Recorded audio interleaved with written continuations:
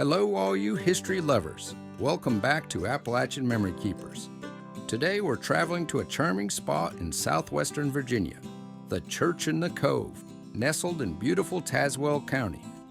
Ready to dive into a tale that starts in the mid-1800s? Let's go. Imagine this, a peaceful, quiet rural setting amidst the stunning Appalachian Mountains. This is where our story begins. The community that grew around this little church was called the Cove and was made up of hardworking farmers all trying to make a living in a rugged but beautiful landscape. One farming family in the Cove was the Browns. Meet Orville Music and Zerilda Brown. They married in 1859, and just 2 years later, Orville walked all the way from Virginia to Kentucky to enlist in the Civil War. Once he crossed the mountains, Orville joined Company E of the 10th Kentucky Cavalry. Here's an interesting fact. There were companies by that name on both the Union and Confederate sides, so we're not exactly sure which side he fought for. After the war, Orville returned home and reunited with Zerilda, ready to build a life and a family. And what a family they built, 11 kids in total. Over time, the Browns became an important part of their Cove community. As members of this tight-knit community, they became interested in donating land for a local church to be built upon. In February 1897, Orville and Zerilda made their decision and donated a small piece of land to the Southern Presbyterian Church and the Methodist Episcopal churches. This 1/8 of an acre was set aside to be known as the Cove Church.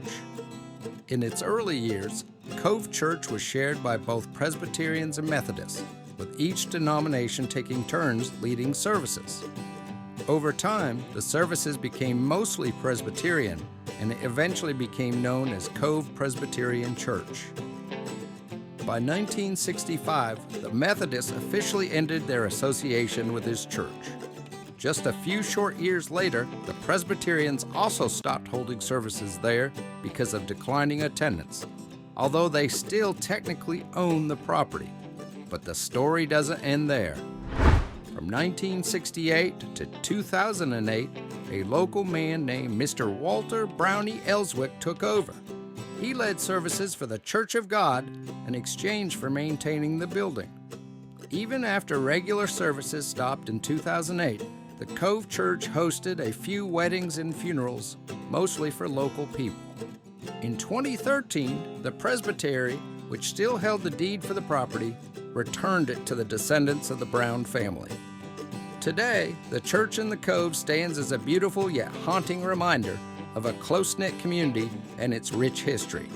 It's a testament to the enduring spirit of the people who lived and worshiped here.